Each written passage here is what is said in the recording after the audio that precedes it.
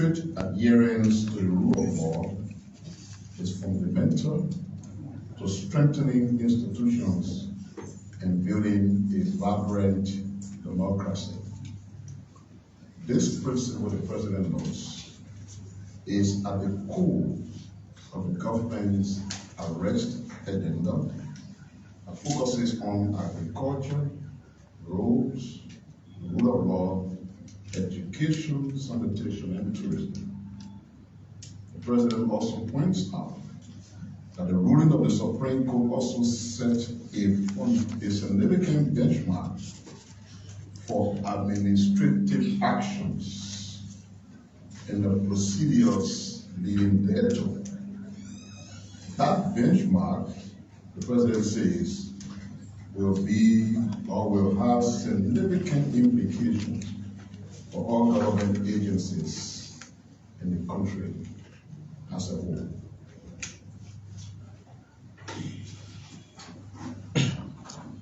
Recently, the U.S. government, through its State Department, issued a 2023 Human Rights Report on Liberia. The report made attributions of arbitrary and unlawful killings, including extrajudicial killings, torture, or cruel, inhumane, or degrading treatment or punishment by the government or on behalf of the government, harsh and life-threatening prison conditions, among others. The government welcomes the 2023 Human Rights Report on Liberia.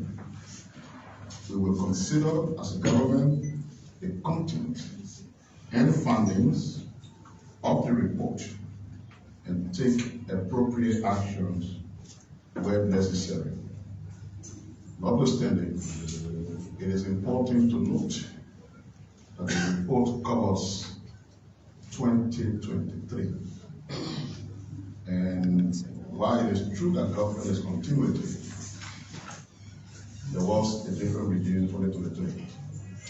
But we have an obligation to address some of the issues that have been highlighted in the report as a government.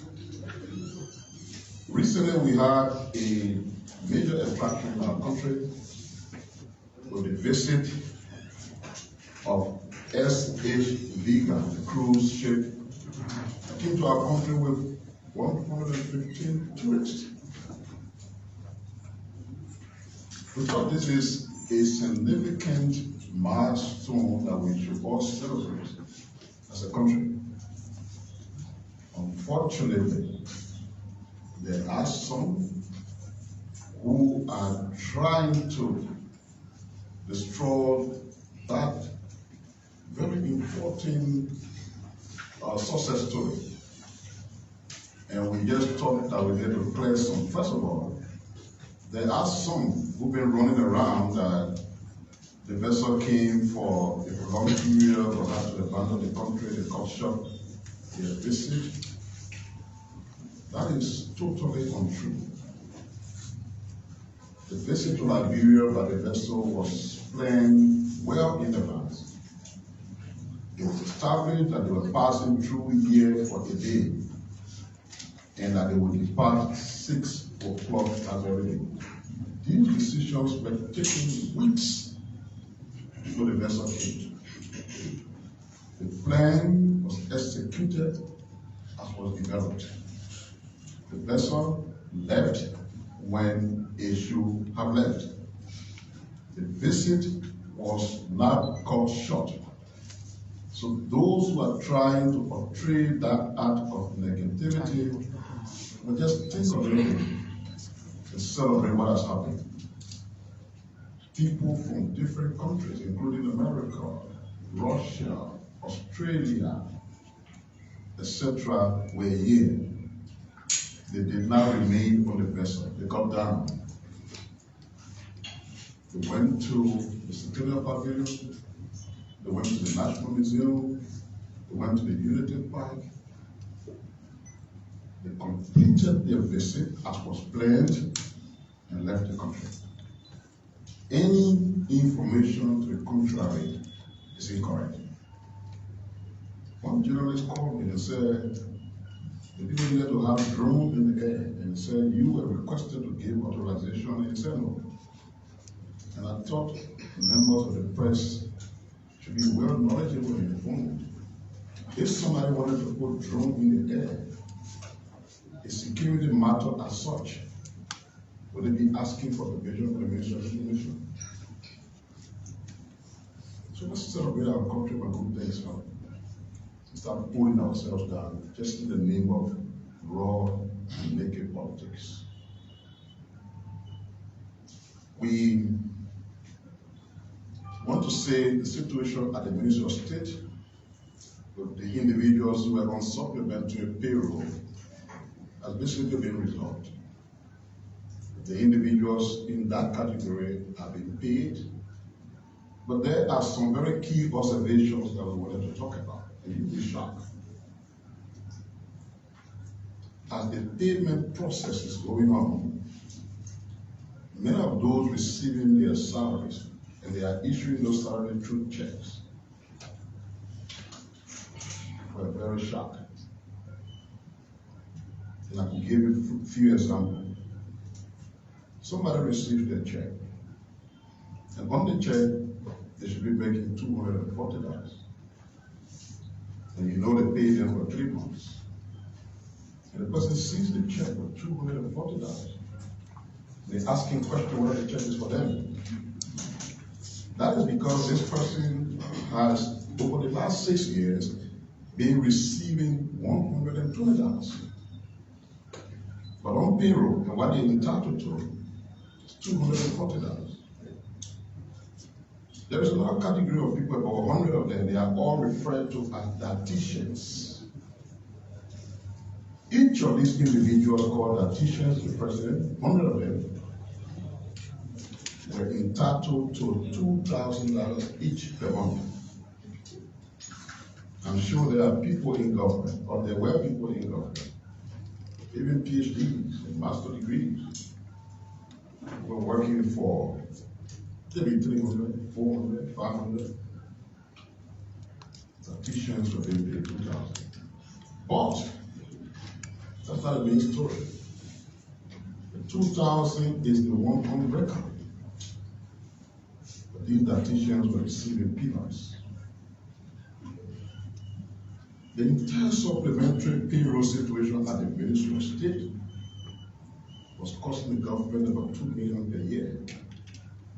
But the individuals who are receiving those pay perhaps are receiving maybe around 30% of that amount, and the rest are benefiting different individuals.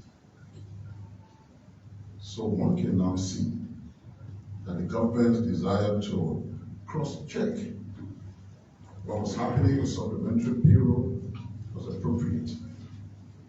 These individuals were misled.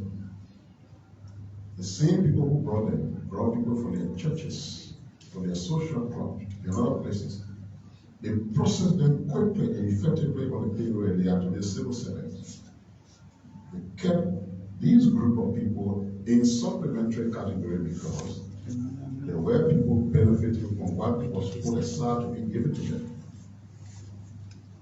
I'm told many of them were issued ATM cards that were controlled. So when you get the 2,000, what's supposed to go to you will go to you, the rest goes where it's supposed to go. That is history now. What has to be considered will be an eventual comprehensive audit of that entire situation, and those found to be culpable be dealt with in accordance with law. We are happy that the by-elections in Nigeria and Nimba went well. It was very peaceful. That's what we want. The country has an evolving democracy that we should encourage to flourish. And our peaceful nature during electionary processes should be encouraged.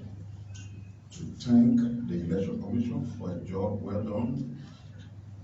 We are looking forward to the final results, and we will extend congratulations to those who will be the winners. Having said this, it is now my pleasure to invite to the podium A.B. Roman, who is the head of the Liberia Drug Safety Unit.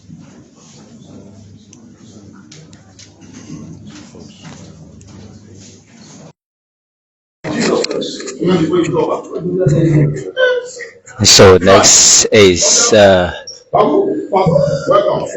Colonel Abraham Kurma, the director of the Liberia Drugs Enforcement Agency, address the MICAT regular press briefing here today at the Ministry of Information, Cultural Affairs and Tourism.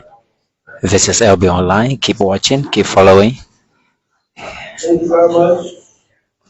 Today is a pleasing pleasure to be on this national stage.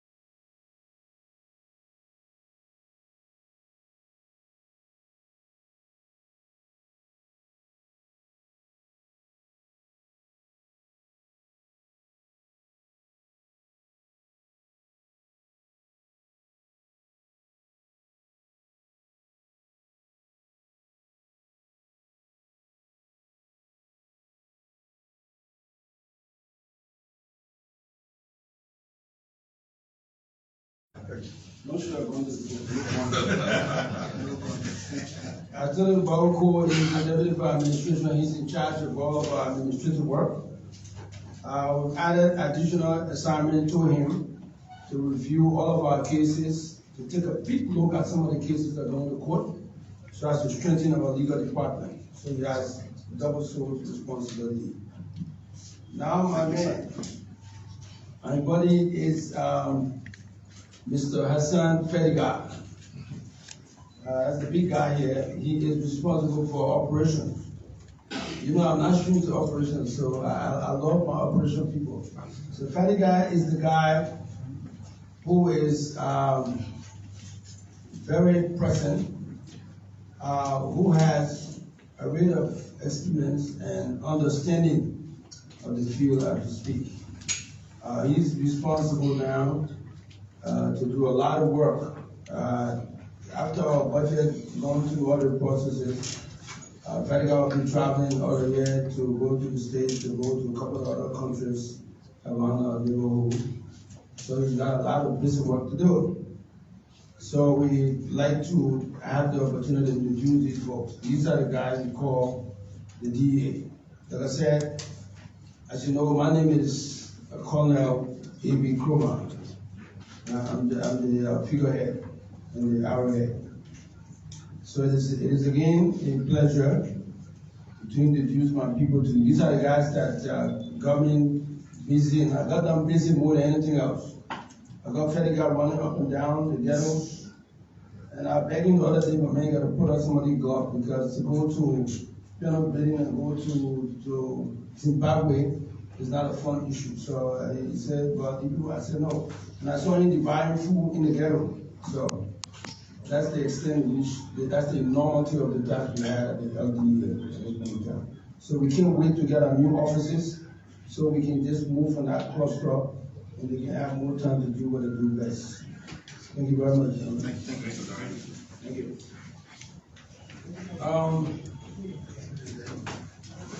I have the enviable task today to address this podium. The Monday's podium with all that is happening at the LDEA. Good morning, member of the press. You esteemed member of the press and fellow citizen in Rhode Island and in the TV land. We gather here to address a matter almost important to the well-being and the future of our nation. The alarming rise of narcotic substance abuse among Liberian youth. Recent reports have shed light on concerning trends indicating that a significant number of our young people are involved in the misuse of experimentation of illicit drugs. This issue demands our immediate attention and collective action, for which we have been called here today to address. Statistics and projections. I will drill you through the projection, through the statistics, so that we have a view as to where we are in our fight against illicit drugs and abuse. According to a report by the United Nations Population Fund, approximately 20% of the Liberian youth, equivalent to an estimated 1.1 million individuals, are currently affected by the narcotic substance abuse.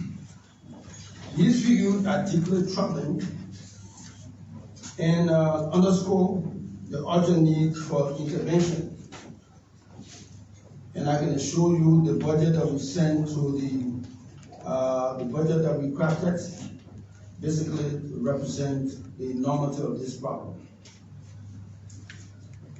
And contrary to the views out there, we will take you the intervention, the procedure, the catalog to you, the steps that we've taken to address the issue of drugs, and the recommendations that we've proffered for the people out in the House of Representatives, the Senate, and our own executive branch of government.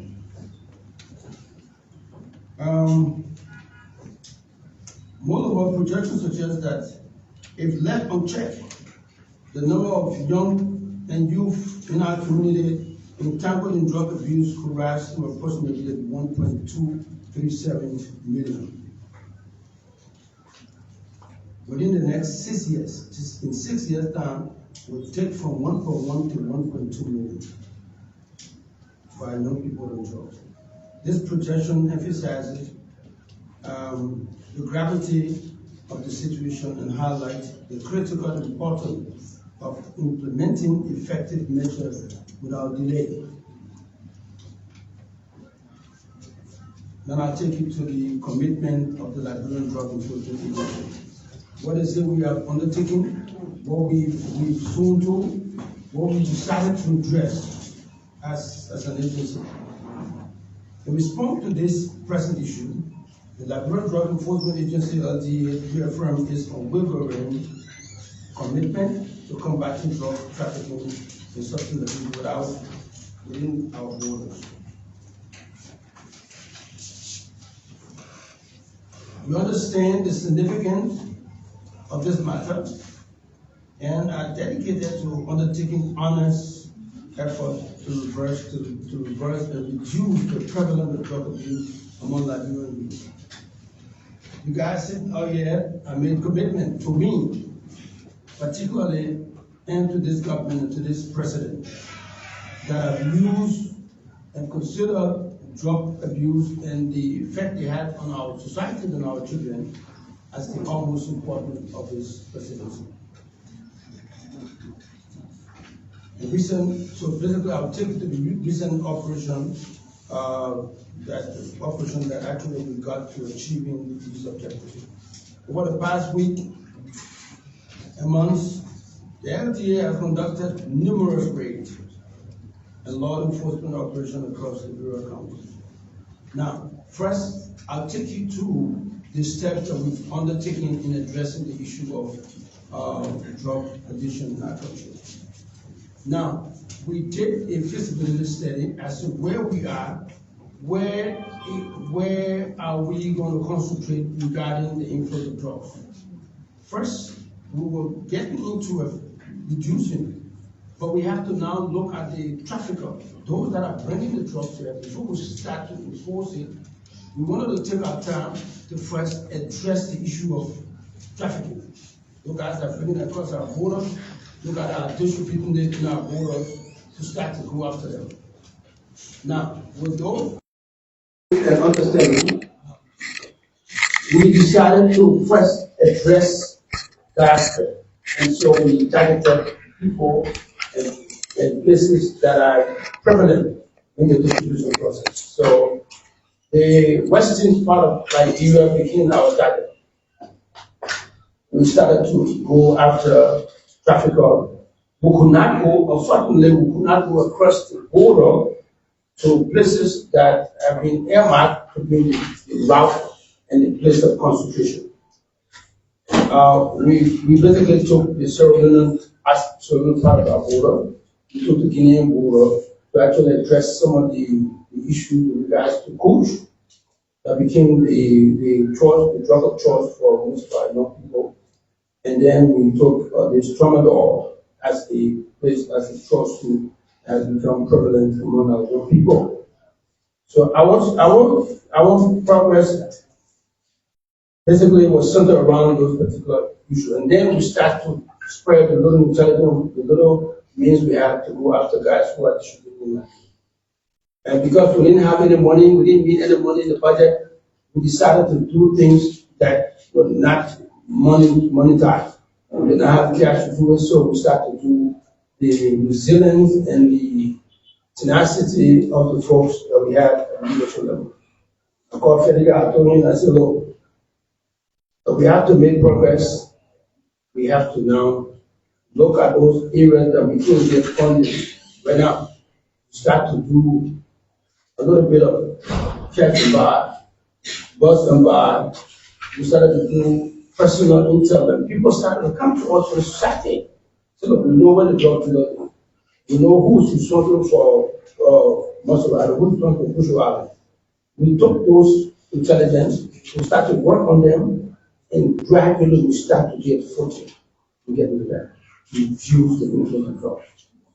So we took a three-front approach, reducing the supply to the market and dealing with the guys who are distributing there around here. After that, we also decided to go to the rehabilitation aspect. But to rehabilitate, you need place to carry the folks so they can have the opportunity to actually go after the folks that are affected. We have two clients in this process. We have the judicial client and we have the rehabilitation client. Now, the judicial client are guys that we have to take to court, prosecute under the new drug law. And the judicial and the rehabilitation client are guys who we have to take to rehabilitation. And don't forget, we're also members of the President Task Force. We have to listen to the task force to start to work towards achieving the objectives set by the task force. As we went along the process, we started to make our progress based upon that. And at the end of the day, we begin to look at folks that are volunteered to help with this process. And that volunteerism basically yield a lot of results for us. We arrested a lot of folks, and the folks that we already have now in court going through the process of adjudication. And unfortunately for us, we could not go to the rehabilitation part. So if people say what the DAs have done, everything we have, we cut law here has been placed within our budget so that we can address it and we can share with the press. Whether the line items that we place in our budget, that you can draw a line through and see exactly what are those lines are within the confines of what we said we are doing. And then when we donate, we can also ask you to come and check us. Go ahead and see the progress that we're making. Today, I can report to you that the coach, the drug of choice that went to the slum community, before we talk about it used to be $100 per round. Today, guess what? Because of the enforcement tactics we've adopted, have gone to $200. So for us, that's the barometer, that's the yardstick in which we can say, yes, indeed, we are turning the curve of deterrence. We now put up scarcity of the drug on the Liberian market to a large extent. And I can show you with these guys about the drug epidemic. It's a war that can be won by the Liberian government. Now, to win this war, we must have the participation, the involvement of both the House and the Senate to actually win this war. What we've also done, we started to reach outside of the border. We got call from the new DEA director in Sierra Leone, the general, called upon us to have a conversation as to how we can make progress towards achieving some objectives for all of us. When you make contact with him, he has agreed to actually work with us so as to achieve certain objectives. He shared ideas, we shared our ideas with him, and he's going to be coming to our drug day in Liberia. I will make the first visit to Sierra Leone to assess whatever they're doing, give them the intel and the information we have so they can know exactly what we're doing on this side of the border. Because Bush taking over Sierra Leone, to like understand. And because of that, they've appointed a general. By the way, we stay a general anyway, yeah, but he is a general in the Sierra Leone Army. And he really want to tap into the strategy that we use to actually got in front of people without even the requisite funding. So I've been making that trip there along with one of our deputies to the Republic of Sierra Leone. So we conduct a specific and special operation, which is something that the general took some interest in. We notably a special operation led by a special agent, Clarence Clark, in the Senior community resulted in the apprehension of several suspect drug dealers, suspected drug dealers, including George Owe, a Nigerian national who claimed to be a Liberian national. Mr. Brennan known for his alleged involvement in drug trafficking within Liberia. He actually is the guy who credited the whole of Bush Island to. And preparing since his capture and the vigorous step in all these things, we try to push and drag considerably, and we intend to push forward after we have the budgetary allotment we have, just to start to get some buy money, start to be more intelligent, both inside Liberia and outside Liberia, then that will allow us to actually do a lot. And I imagine we are doing this much progress, that we have the requisite thing, the requisite money. We also need an intelligence in Ghana, where most of the would ride for drugs, hard drugs actually coming to Ghana on the hard side. We will be targeting, and that's why we force the ruling detachment so as to become a electorate. Basically, substantial narcotic substance was seized from Mr. Obi's residence, which will displayed to most of the folks when he was arrested. Additional arrests of high-profile individuals such as Monkas Peaceability and Ivan Colon further demonstrate our commitment to holding accountable those involved in drug trafficking in our country. Enhance inspection and risk assessment. In our effort to strengthen border security and prevent the influx of illicit drugs, LDEA has conducted inspection of transportation vehicle at the border side. That has been one of the target areas we have in there. And the deputy director led a team in the border side area, and we basically successfully arrested a lot of drugs on the transportation that the guys put up there. A lot of them. And we have those in our storage here. And we found that some of the folks, we found the folks in the court, and the court basically wants to go to the Sacred Court, we transfer all the drugs and the money to the Sacred Court. But we don't want to somebody, like I went to court yesterday, the preliminary hearing of the OB case, and one of the challenge that the guys put up, the different lawyer said that the drugs and the money was not in the better weight of the court. I said, so I asked the guy, what does better weight mean? You're not lawyer, but I mean just to get further understanding, basically what we need to compound court, which basically was not true, because we found that every drug within the court, there's a policy we said, once you go to the Sacred Court, you want to serve, you trust the court. most especially for anybody that is at the drug court, I have explicit confidence in him. So we send the money, the drug, everything there to let the other improve and basically. So we took them out there and in having it. And now, individual arrested, but in this case, just a little detail as to who we arrested. Recent arrests, including that of the suspect Opa Kawi and suspect Megan Morris, underscore the effectiveness of our enforcement effort. Suspect former COVID cases particularly serve as an example of our vigilance in detecting and spearheading individuals into drug trafficking trend. So basically, that's the level of that is at the tail end of what we do. The bulk of what we've done, we've segmented the country. We will now put up a situation where Liberia become a big hub for the folks. So we divide ourselves. Basically, we start to address this thing on a regular basis as it went ahead with looking at the drug trafficker, and from looking at them, they will start to move over for their operation, taking them up again. And I can report to you again that we've gone a little bit ahead of them to some extent with the budgetary argument now. If the budget actually asks for, if that is provided for us, we can allow the press to be our witness, to be the people looking at what we've done, so as to make sure that everything we ask for this government will be accountable, will be represented in everything we do, basically. So, in conclusion, the Liberian Drug Enforcement Agency will remain steadfast in its mission to combat drug trafficking and substance abuse in Liberia.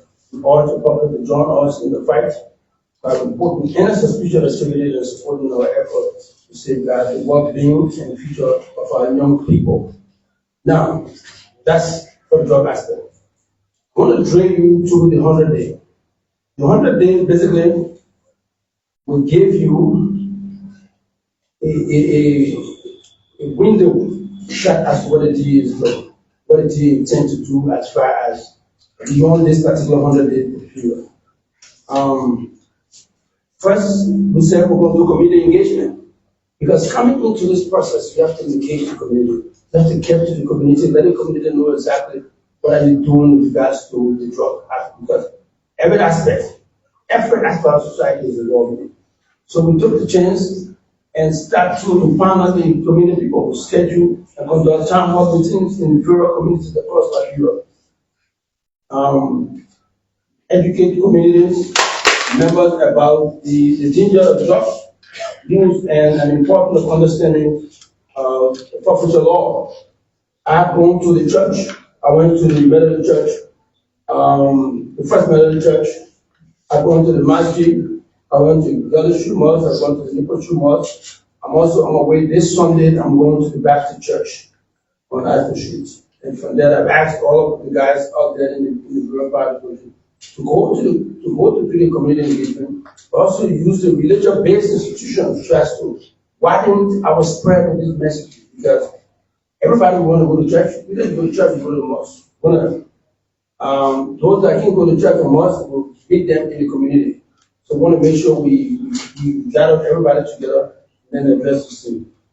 And then communicate to the folks. The forfeiture law is very important. Let the folks know that if you are caught and prosecuted, you will have to face the full weight of the law, but take your property will be seized.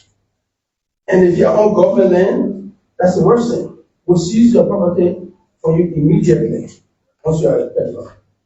Basically. With the community engagement, the second account will be to increase awareness. Community members will have a better understanding of the risks associated with drugs use and the legal consequences through education sections during town hall meetings.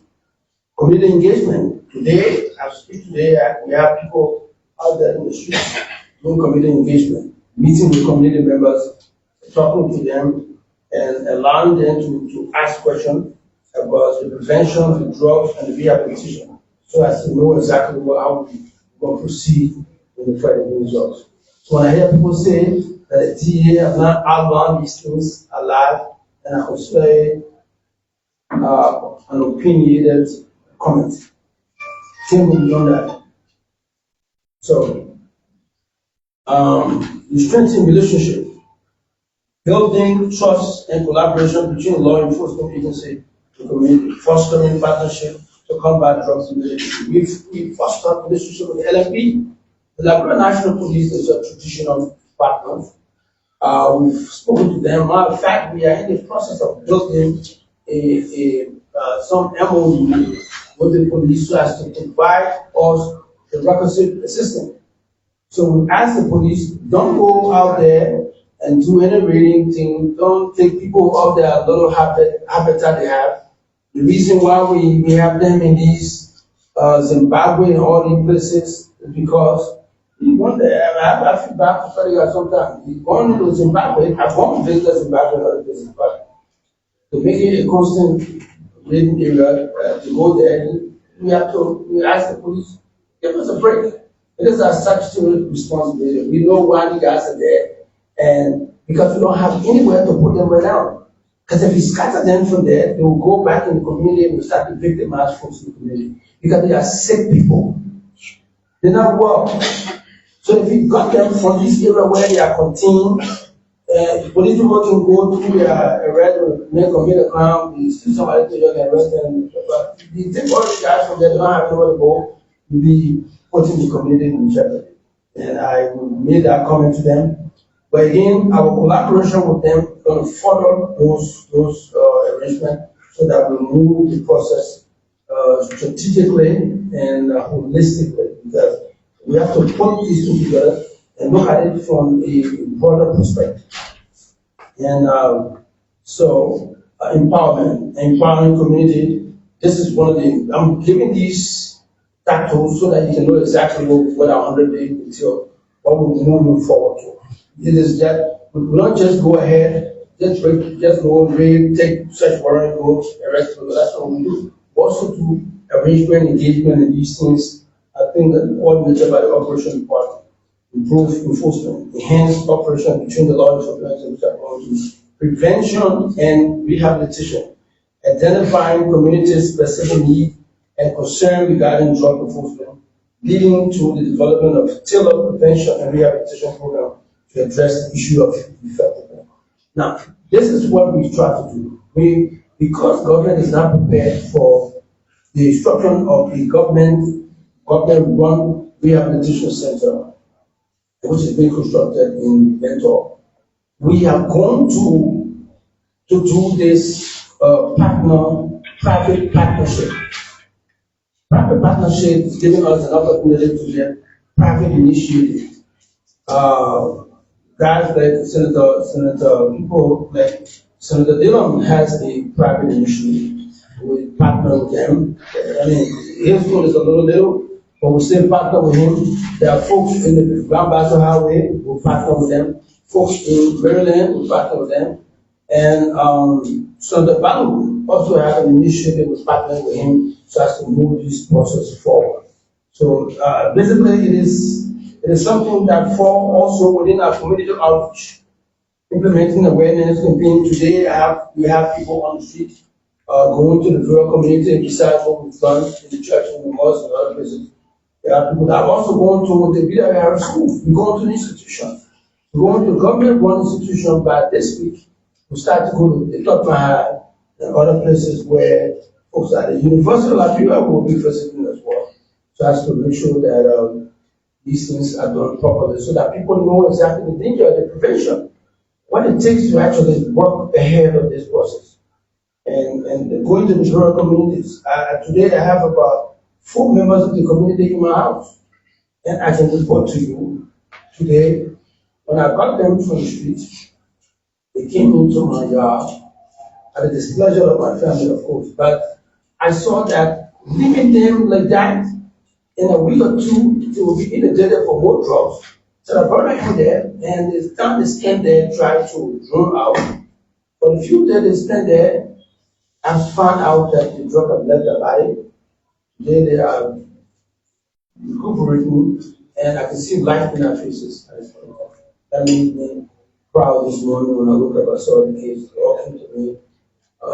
get us some food and stuff like that. So that's what we all need to start to do. Help a neighbor. Mine is different because I have an enclosed fan, so you can't go out to find dog at the same time. And distribute information material. We're doing that right now. We will be the content meet. You will see in the content meet. You will see the LDEA signboard. We'll be giving leaflet out to folks, so as to reach out to the folks about what is necessary to help them with the information on these issues. So, behavior change, greater awareness and education may lead to positive behavior change for our people. I've observed it today personally myself. I saw exactly what went on in that behavior change. Empowerment, partnership development, which should be done, which should be expected outcome. Enhanced collaboration by fostering partnership with local community leaders, religious institutions, NGOs. There will be improved coordination and collaboration in drug prevention and rehabilitation efforts, which are something we intend to do. Now, increased resources. Leveraging the resources of partner organizations, community leaders will result in greater access to funding. That's what we intend to do. We will use this podium and use a medium so as to get out to the folks out there in the community, our partners there, that we are in dire need of their support. Our government to fight this war, to defeat this war, we need the participation of our partners. We need a little handout, whatever they can do. We don't need you to give us cash. Look at some of the projects we promulgated, projects we sent out there. We will look at it and see if we can take up the issue. So after we already developed a strategic framework, that strategic framework will be sent to the partners. The partner will come and validate those partners. After this meeting, by next week, we'll start to do that. Now, something else we're doing in the LDEA that has not been done, we are developing a strategy, we're developing a framework where you can be in Pinetown. You know, I left Pinetown because I spent some time in Pinetown when I was a young guy. Pinetown, you can be as far as Pinetown or Zlatan. Some of prefer to say this, Zlatan or Pinetown. You can stay there when there's a drug arrested there. The guy in there will just keep the drug, the case number. And the case number will be sent out to the structure we just set up. We leave from Pinetown, we move to the county commander to the regional commander, straight to Monrovia to do that. One case, just there. So everybody be informed, right in that line, up to my office. Go to the director for operation, then forward it to my office, then I see it live. And then we also have to report to the president office, to report to the Minister of Justice, and our partner, the UNODC. So that's the structure we just established at this point as well. So it's something that is revolutionary, that we have the opinion that it will help in our fight against this process. So at this point in time, the LDA will only be particular as to how we can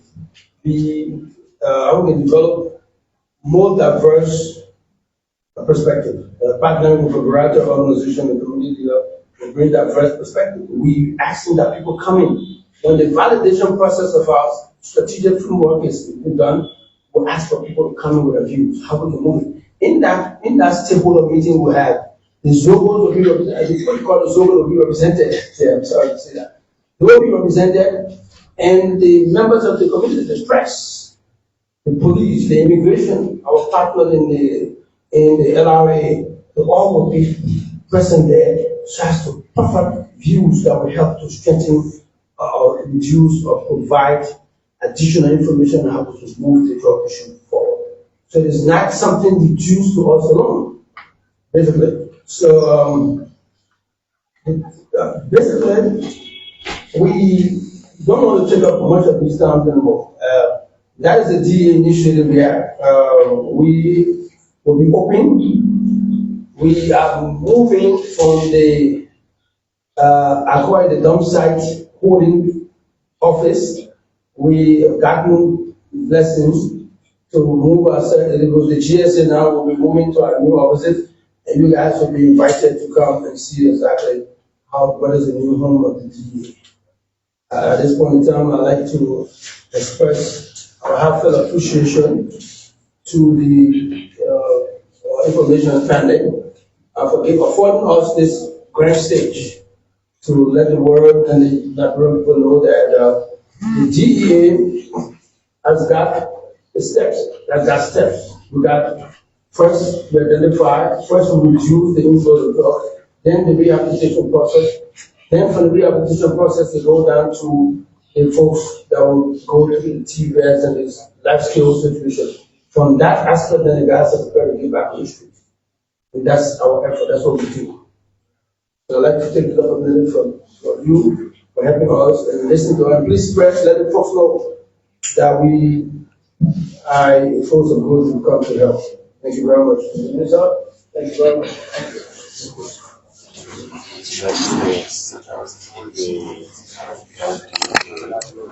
So he's Colonel Ibrahim Nkrumah, Director of the Liberia Drug Enforcement Agency, ending up with that press briefing. Next will be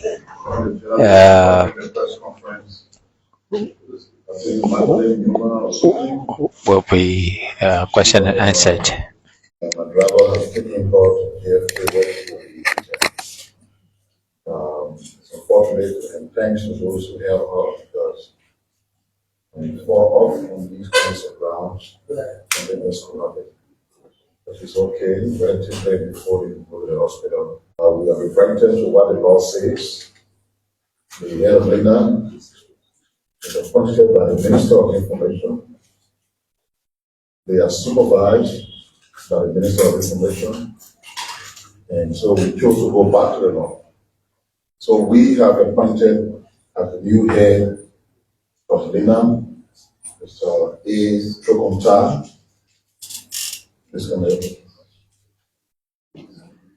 What we sought to do was that we tried to motivate the individuals who are already within. So as we brought in Tab, who is an experienced journalist, we also looked at the current team at MICAT and chose Mr. Wilfred C. Gunter as Assistant Director for Editorial Services. We have also proposed that there will be a third assistant director. We want them to be efficient. So that third person is being looked for now. That person will be another competent and qualified individual. And we are looking forward to chat to you and your team to keep the ball rolling and allow Lena to be Lena. Congratulations. Take a seat.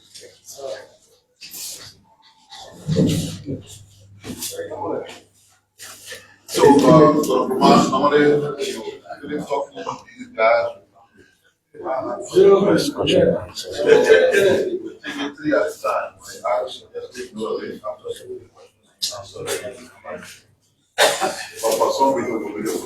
So we're going to question and answer. There's nothing to start a public defense.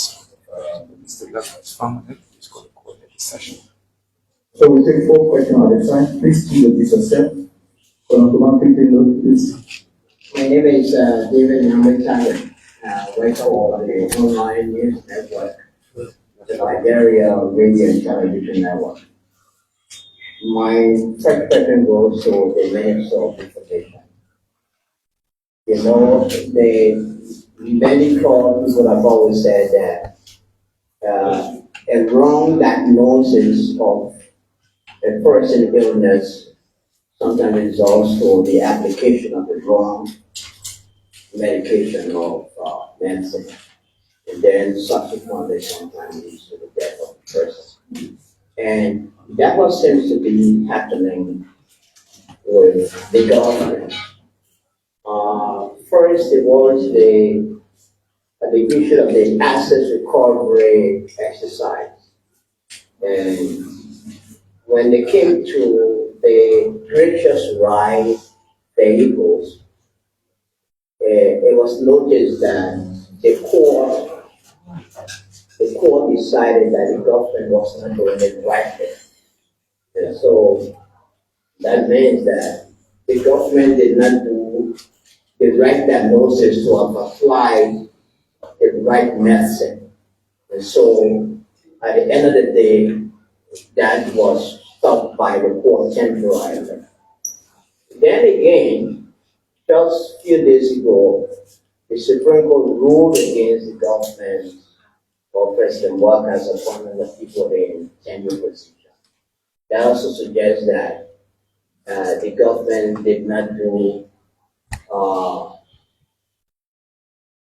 the correct research, or the government diagnosis of that problem was inaccurate. An inaccurate diagnosis always leads to the application of the wrong medication, leading to the death of the person, of the patient. And so, what is going on? Why is the government really doing this research to make decisions that would not be questioned or stopped by the court, Supreme Court? Then to director of the LDEA. Director of the LDEA, in recent time, we've heard about controversies. You know, most headlines, news headlines across the world are always taken from controversies. Controversies always make the news. And we've been hearing about controversies at the LDEA between Director Croman and Fatika. They don't seem to be, working together in peace or in harmony. They've been having a lot of misunderstanding. And we have a gullible society, but anything that is done in the public, people run with it. But what has been happening at the LDA, particularly with Director Croman and Mr. Fatika? One question for Thank you so much. My name is George Momo, and I report for LDEA. So I got two questions. One is the minister, and one is the Honorable Minister, I remember sometime last week, you mounted this podium and told the general public that the resolution that emanated from the legislature was on the table of the president, and that this week we would have come back to the Liberian. Since then, we get to hear from you, so I get to know how far are we with that. And to Director Kroma, all of what you've outlined, talking about your plan to fight drugs, they're all okay, they're fine. And I am of the strongest conviction that we're getting somewhere, and in a very sooner possible time, we're going to see us at where we want to be. But my concern has to do with, you talk about going to churches, going to the community. I want to know what is embedded within your framework relative to working with community radio. Thank you so much. Thank you. My name is Manuel. I have two concerns, and they are going to the director. Okay, thank you. Thank you so much. So there's an African proverb that says, the easy way to kill the snake is to get it from the head. We have seen you working, arresting and demolishing ghettos. But you didn't mention how the traffickers who are arrested in the process. Are you here to tell us? Thank you. Okay, my name is Readiness Levy, I report for the Liberian News Agency for the Judicial Information. The question goes to the director of the LDEA. So thank you for the preparation. You outlined so many things that you want to do, and you also mentioned about people that you are partnering with. That is not correct. I mean, but my concern has been drawn to the many structures of the LDEA. I traveled during the campaign in all of the counties and I saw the horrible structure of the LDEA. Even last night, I was passing through the Gobato Fee where somebody said, "Oh, you're a journalist, can you see the LDEA building?" I said, "Wow, a very deplorable structure. I was disappointed. What is your plan under your administration to change this narrative? Thank you.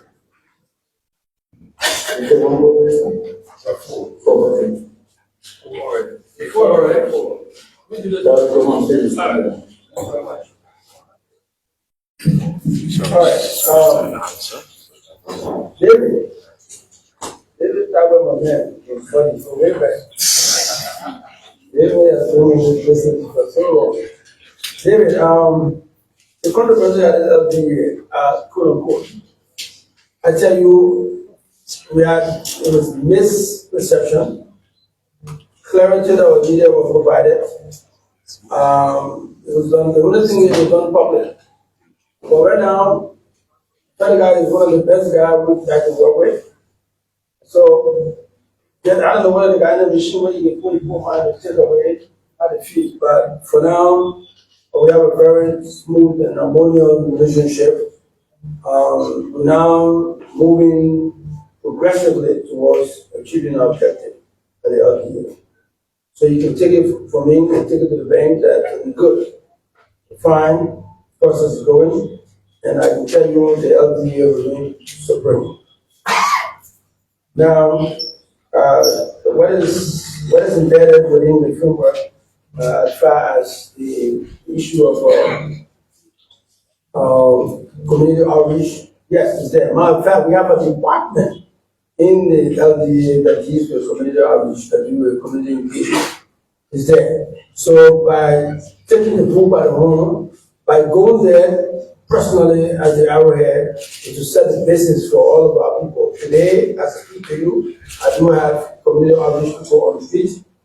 We're going to the rural community around the country, making sure that the information is spread out for our people, achieving the desired objective, and getting the information out there. So it is embedded and it's there, and as a matter of fact, it's widening. The scope is widening the whole way you look at it.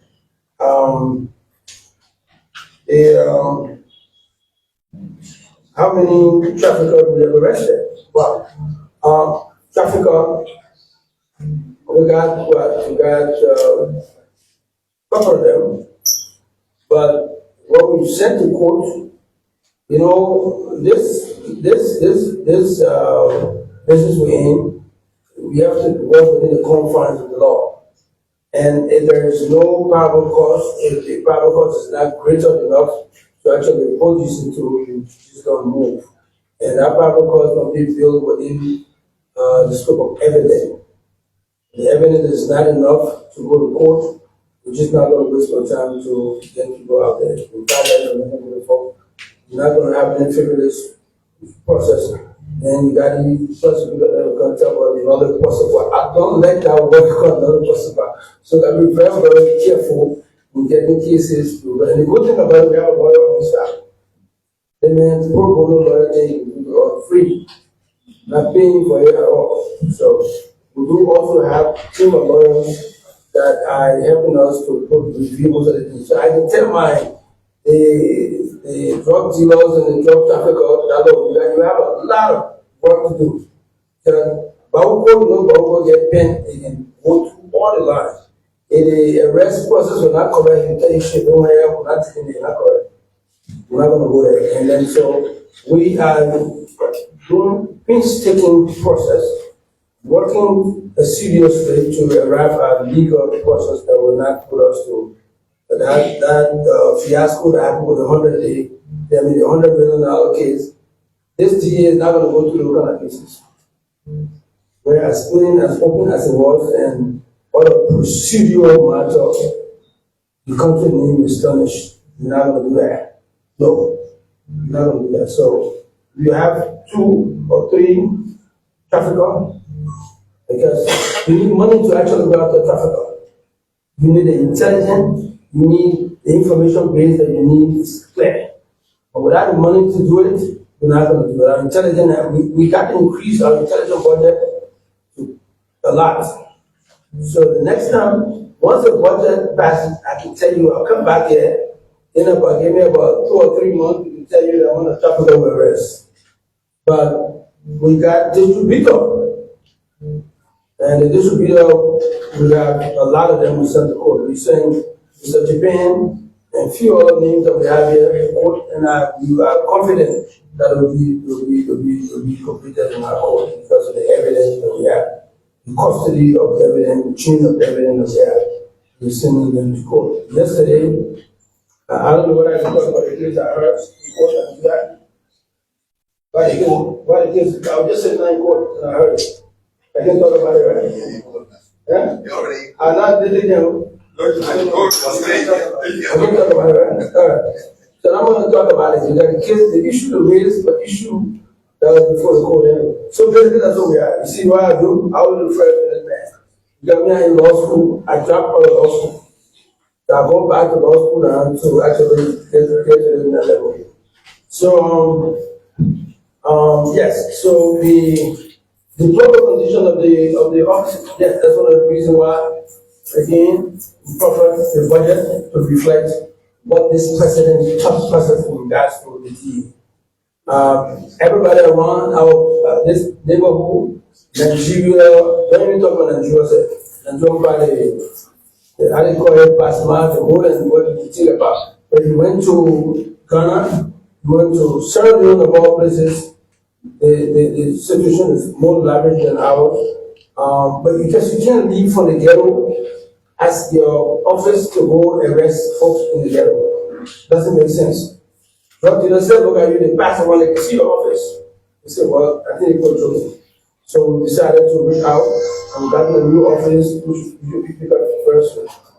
So, yeah, so the guys that are around at the place, we're reaching out to the folks who, once our budget is in hand, we reach out, see if we can get them suitable places we have around the country. That's it. So we go for the last batch. We'll be very brief. Take the point. Okay, thank you so much. And so my name is James, and I report for the Geography Law on my county, specific Kakata. LDEA boss, thank you for the past months you have been really getting and going across the country working. But one thing we have observed as journalists in Kakata, like the county, is when we guys have been raided from the capital here, we see them, they tell us along with the so-called or the expatriate guys. They all packing out and going into the Big West County. To be specific, from the rural development from the all the way to the rural from the that water is processed right now with so-called securities. Again, in the mining sectors across the country, the terrorists are going to the mining sectors and Walmarts and other places. How well are you prepared and how quick is your manpower to move into the Big West counties, in mining sectors, and those people related to battle? And what is the penalty for those members who are accommodating the terrorists and the outlaws? Thank you. So, my name is Joseph Salif. I want to thank the director, not just for me or virtual everything in our country. Now, I want to know what's the challenges that is facing the LDEA currently? Do we need stronger laws or is budgetary allocation is currently facing the LDEA in order to fight justice? Okay, thank you very much. My name is Grant Thompson, and I work for the Trinity newspaper. I'd like to report Kuma and his team for the tracking of social awareness. I run an NGO based organization in Secret, and I would love to partner with that person. Yeah, the question. Well, some week ago, you threatened to withdraw your forces from your border points in Liberia. Talking about police involvement in the crossing of drugs in the country. So now tell us what has changed. You're talking about partnering with police. Are there any other reasons that you'd like to tell the public? Thank you very much. That's the one. Okay.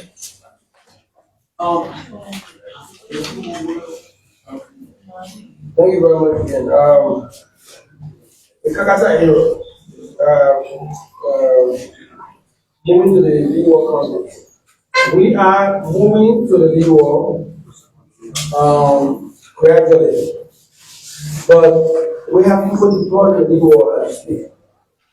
Matter of fact, most of the arrests we've done came from the legal on the other side. Where is the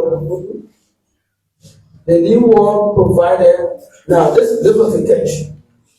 The guys ran from here, when we started the foods, we started with a little catch, a little help we had, so we went all around this. But when our personal finances and other stuff, what were happening was they couldn't help out much. The guys who were pushing behind, most of them took the plane and left the country. And the other two guys from here that went to the stretch of the diamond mine and gold mines in the Lee Wall. But what they didn't understand, what they didn't know was that they were thinking ahead of them. Strategically to settle. Once we are out for these guys in the districts in Maserati, basically we'll run to you guys out there. When they run there, these are the major players, the pictures. We call the Lee Wall, the officers, the commanders, give them the picture for you guys. Get the picture, they will come. And woe behold, they went. And the guys in the Lee Wall arrested them in the middle of most of our drug cash play. So, but that is not what will come. That little rush we did, and we arrested few of the guys. Those guys tactically retreated into an area that went cold. We now have to use other enforcement tactics. We have to now pay intelligence. We have to do a lot of police work in getting them to come out. We have to pay people in businesses that are doing drugs, that are selling drugs. We need money to buy and bust. So in the interior, we are the diamond mine, the gold mine, those are very prevalent area in the water. Not hard. But to do that, we need some cash. We need some money to reach out to them, which will be embedded in our budget allotment. And at the end of the day, that will show you, we want you to be the watchdog that you are.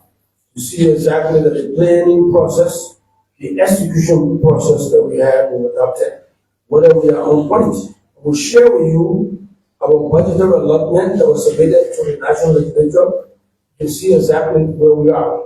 There are some there that we're not going to share with you, which has to do with our tactical operation. We're not going to do that. But the processes leading towards our operational thing, we'll share that with you. You can see exactly where we are. So, yeah. What is the challenge? The challenge we have is no more the law. The law, for now, is adequate, to be honest with you. I've not seen any loophole right now with the law. What I think we can find, Chris, another guy that's in the building. What we can find is to basically look at the law as it is and wait for our prosecution. The indictment process is starting. We're going to be working with these lawyers. The whole of next week, I will be doing lawyering work. Work with the lawyers so we can start to look at the pros and cons, how we can strengthen some of our prosecutor summary so as to be prepared for the indictment process. And then at that point in time, we'll start to test the law as we go through adjudication. Then after that, we now to tell you, I'll come back to you after that and tell you, so the law, we need to tweak the law somehow, we need to do that. But for now, the law is good, the forfeiture law is good. I like the forfeiture law, I like to have seize the guy property to serve as good deterrence for all of us, and then get them off the way. And then basically, but with the budgetary allotment is the problem. To be honest with you, we got enough budget. I can assure you, we're gonna go all out. These guys, there'll be no hindrance. Not a single stoppage to have. We'll push out for them and we're loading them to get them to work over there. Vehicle to go to the legal will be there. Vehicle to patrol the streets and to work along with the Coast Guard, whatever is play. So we are going to get there. All right. So basically, those are the questions. Is there anyone left? Yeah. And then also. The last question. Wonderful withdrawing forces from. Oh yeah, from the that was this project in somehow.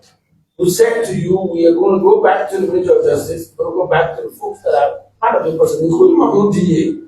Because what the intelligence provided to us was that the guys can come, to sit in a vehicle and they will come, to drop money, cover everybody, and then they will go ahead and guys will pass. But we said to the folks that the DEA person will take some administrative action on our DEA people, and I reach out to the police, I reach out to the immigration, so as to take drastic action to increase whatever leveraging we have, so as to do that. And consequently, basically there will be consequence and repercussion to some of these processes. But for now, the issue of withdrawing, I don't have the ability, I don't have the pedigree, I don't have the authority to withdraw men from the sanctuary and establish deployment as they are. But we will make our voices heard. We will talk to the government authority as to who is responsible, who is not responsible for some of those things. Because it brought down on national security. If what we've heard and seen, if that is prevalent, there will be the propensity of going down our national security situation. So we're not going to do that. Been around a little bit now to allow us to reply. I think Chris got a question. Thank you, Dr. You have a seat. All right, so before I walk out, there were two questions directed to me. And I had to go out because there was a little challenge at the DFP. Your colleague was there. You know the normal scenario. So we had to go back and forth and make sure they take attention on the call. So she's been treated now, and hopefully she's okay. Somebody was concerned about the resolution regarding the war crimes code before the president. Yes, I announced that the president has received the resolution. I announced that after a review of the resolution, the president will act. If the president hasn't acted, it means the review process is stable. That is the issue.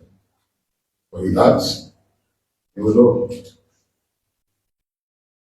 that okay? David, the reason why the government is one, but has three separate and coordinating branches is to ensure independence and check and balance. What is in America, what is in London, what is in Canada, governments do go to court. They win sometimes, they lose sometimes. What is important is your will to respect rulings from the court. That's what rule of law is all about. You are a veteran journalist over the last 6 years. Are you not aware that there were rulings here by the court that was never respected or executed by the executive? So in our mind, in our thinking, we acted appropriately. And if you're asking, we will still say we acted appropriately. Notwithstanding, the court disagrees. And we say we respect the decision of the court. And that is something you should celebrate. We will not just embrace rulings from the court, but it's in our favor. The Supreme Court is the highest court of the land. But I will also encourage people to read that ruling.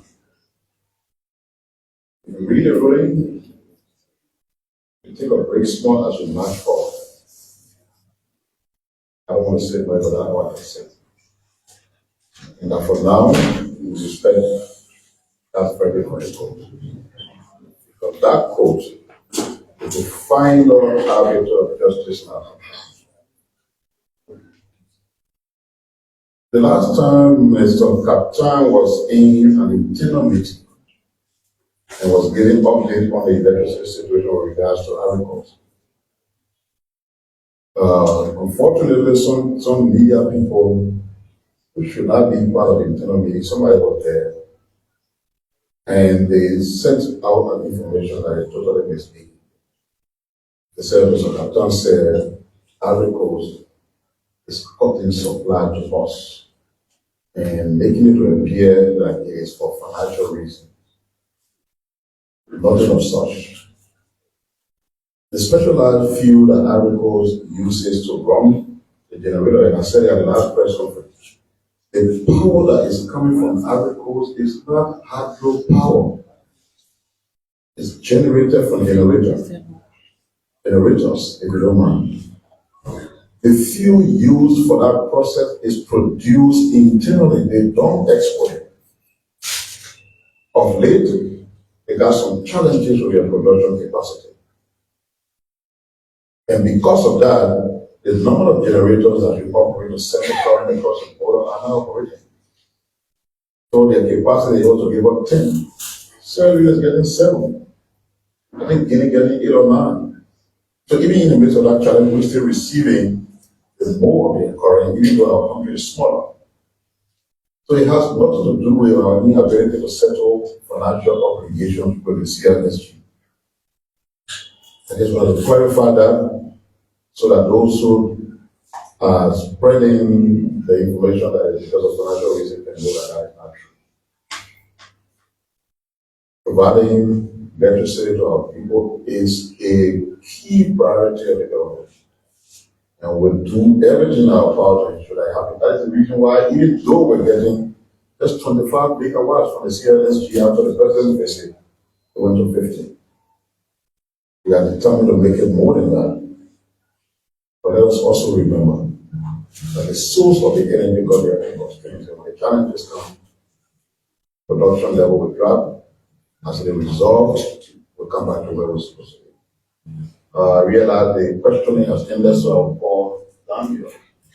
We'll do the full same exercise. Chris, earlier Tiba was here and I was glad to see him.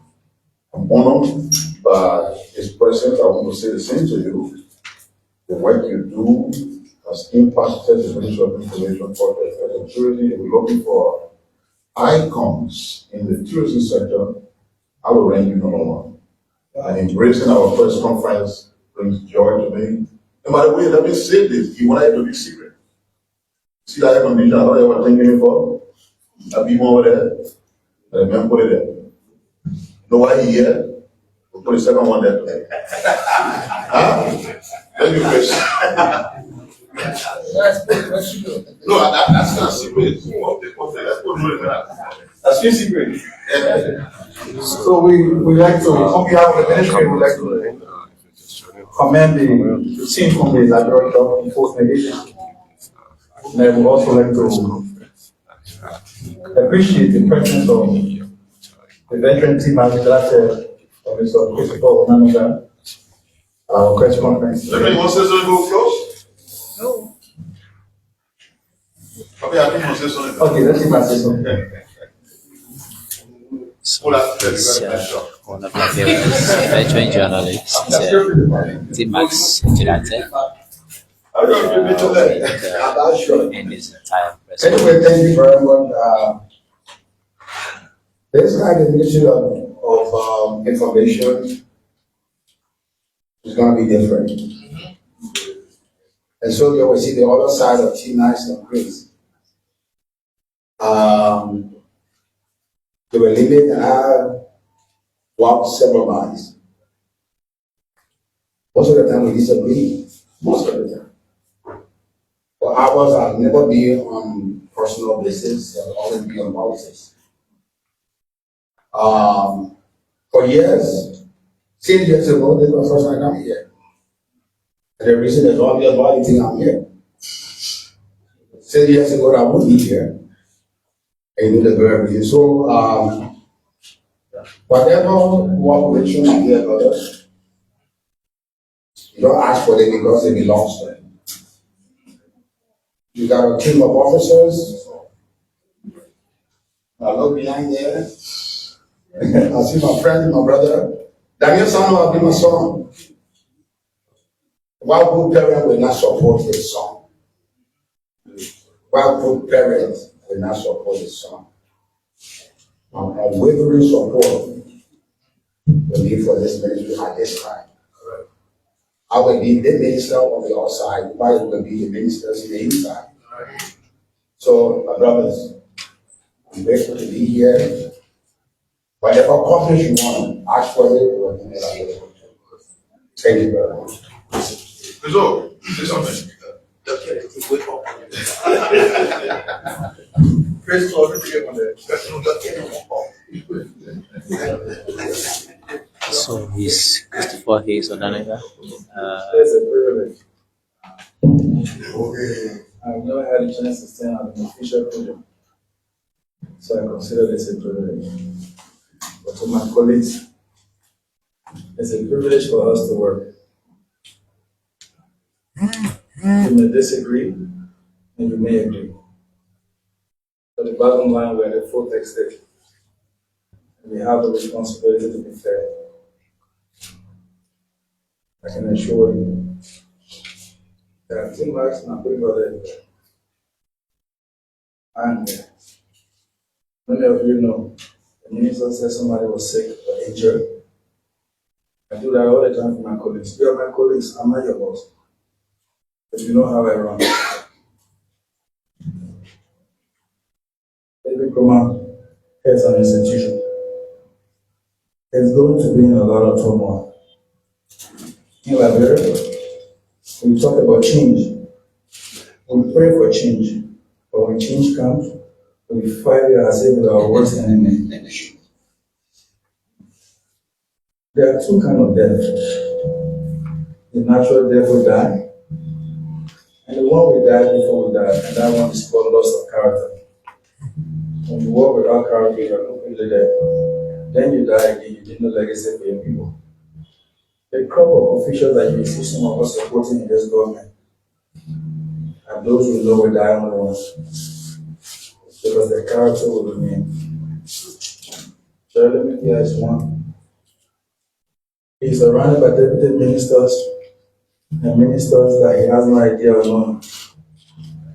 He didn't choose ministers, but he took ministers and deputies that he feel want to serve. David did the same. That man that made a good boy, and my brother